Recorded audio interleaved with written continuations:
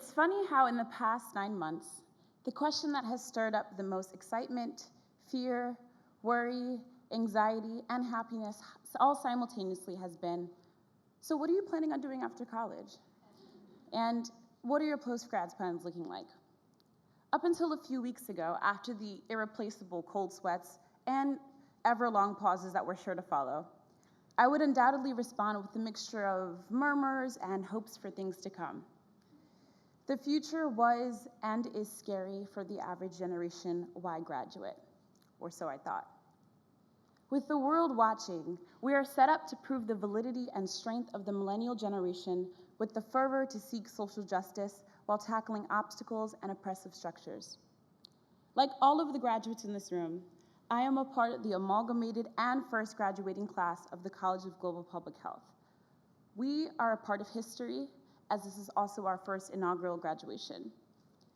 To Dean Hilton and the entire GPH faculty and staff, we thank you for your dedication and time that you have poured into us and this program.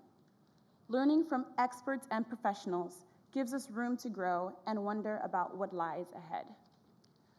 Like most of the graduates seated here, I too have had to walk the hard line between the ever-present combined major slogan as nutrition and global public health graduate.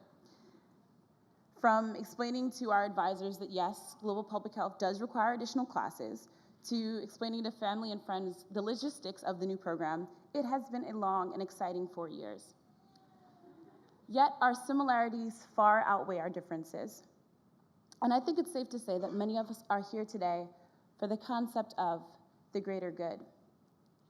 To be a GPH student and graduate means to exist in a world with flaws while also holding ideas and concepts about potential improvements.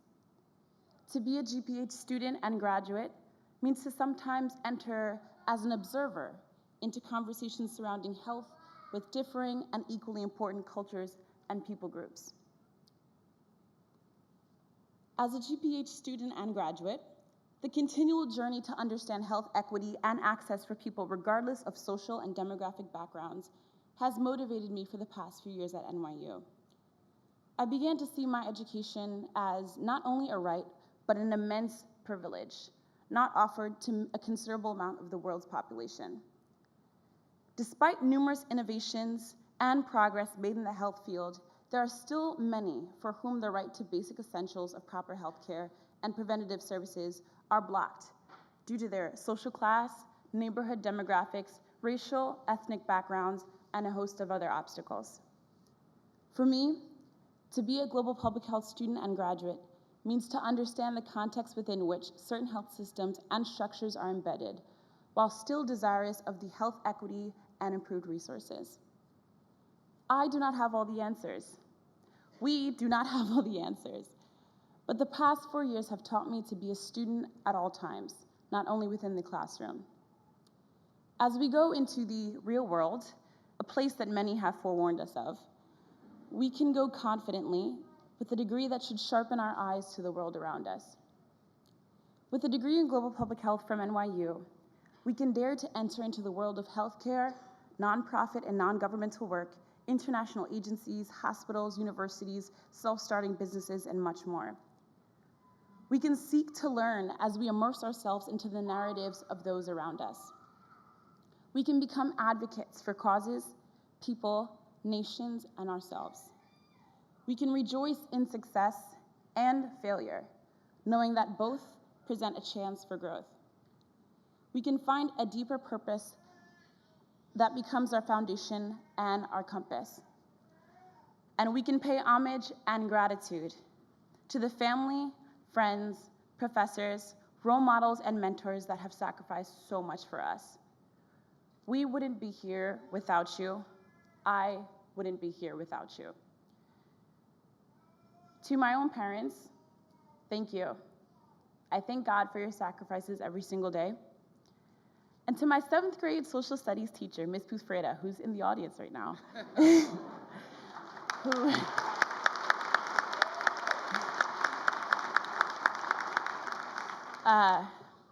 who convinced a low self-esteem senior in high school to submit her application into NYU.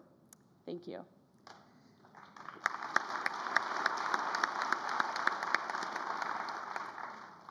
Ms. Boothfreda opened me up to the joys of learning through poetry, and so to the graduating class of 2016, I too leave you with an excerpt from one of my favorite poems, The Road Not Taken by Robert Frost.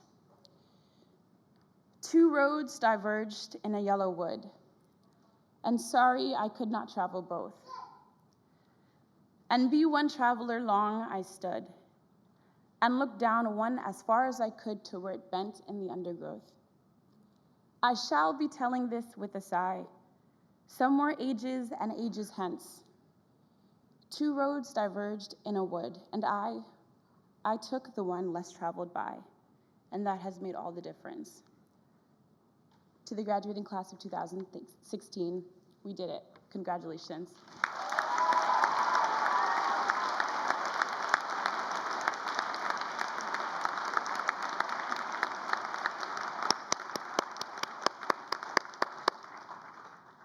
Thank you, Jessica.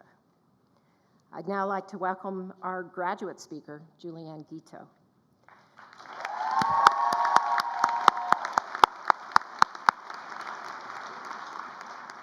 Julianne has a passion for social justice and communicating the heartfelt stories of those facing hardship and injustice. She began her time here at NYU as a bachelor student in social work, then earned a Master of Social Work degree from Silver, and graduates today with a Master of Public Health degree. She studied in Buenos Aires, Argentina, Geneva, Switzerland, and completed internships at NBC Universal, the Unitarian Universalist UN office, and MSF Doctors Without Borders, where she'll continue to work following her graduation today. Join me in welcoming Julianne Guiteau.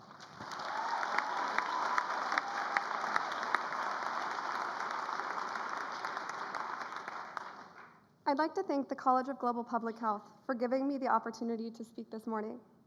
And I'd especially like to thank my family and all of the parents and loved ones in the audience who are here today. It is your unwavering support that has made it possible for many of us to be here in these wonderful violet robes. I am so appreciative to have been able to work alongside such passionate faculty and equally as passionate classmates. Some say that education is the greatest gift, and while I don't disagree, I would like to think that empathy is just as important. It's been an honor to navigate this process with such a strong system of supportive, empathetic, curious, and dedicated colleagues and administrators. Like Jessica mentioned, one of my favorite questions while I've gotten in the MPH program is, public health, that's nice. What are you gonna do after you graduate? And the truth is, I always give a different answer. Because as a public health professional, you wear a number of hats. Some days you're an advocate, others a researcher or anthropologist, a health promoter or communicator, and some days a policymaker. What some might say is public health's greatest weakness is actually its greatest strength. It doesn't fit into one occupation because it lays the foundation for so many. The field of public health and those who practice it touch the lives of people across the world every day in countless ways. When we leave this program, some of us will join foundations and policy-making bodies to help write the history of health policy. Others will venture out into countries abroad to work and strengthen health systems for those who need care most. Some will work locally to empower communities to make healthier choices. Others will dedicate themselves to medical or epidemiological research to provide evidence-based solutions to complex problems. And many will work to communicate public health issues that are so often neglected in media and society today. No matter where we go or what we do, our goal remains the same: to advocate for and be a vessel of change and amending a human right that has been neglected for so long. Though our MO may vary, we will all aim to improve the lives of those in our communities and those in our global community. When we leave this room today, we look forward to sharing the skills we have cultivated over the past few years to impact the lives of others. But let us never lose sight of the impact they will have on us and the impact we have had on each other.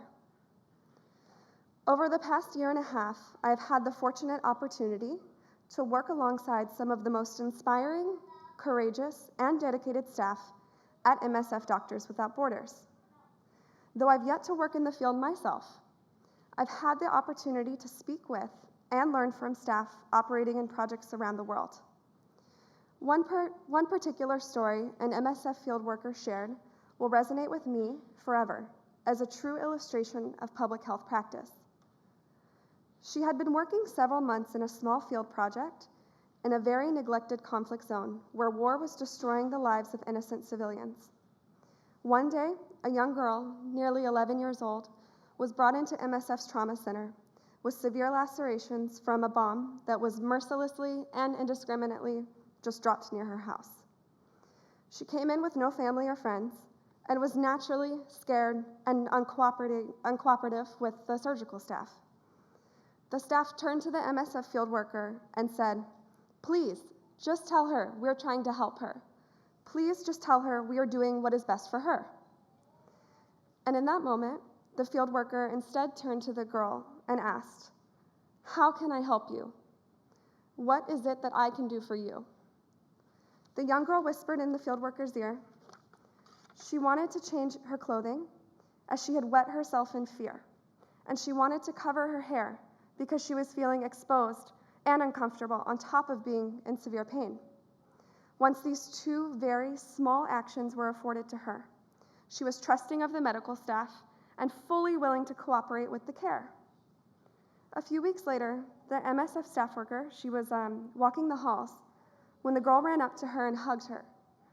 She said to the field worker, "Thank you. Thank you for being the one to give me back my dignity." That story, above all others, is a true example of a concept that underpins the foundation of our public health curriculum, which is, public health is not a demand, it's a question. When we leave this room today, let us not go into the world assuming that we know what it is that's best for people and assuming that we know what it is that they need, but instead, let us ask, what is it that you need in this moment? And what is it that I can do for you? In preparation for this speech, I asked a few of my current colleagues who have worked in MSF projects across the world, what would you say to us students graduating and embarking on this journey of public health? Unanimously, I was told, the best way to serve is to listen, and the best way to listen is to be in the room, but to be there humbly. As we leave NYU today, let us embrace what we have learned over these past few years and use it to guide our journey into the field. Let us remain humble, culturally sensitive, and empathetic in recognizing the needs of others instead of departing our own assumptions. And let us remember that at the end of the day, our common goal is to advocate for those who have been inequitably denied the dignity that they deserve. To my future colleagues, who I am lucky enough to call friends, it has been an honor to study and work by your side.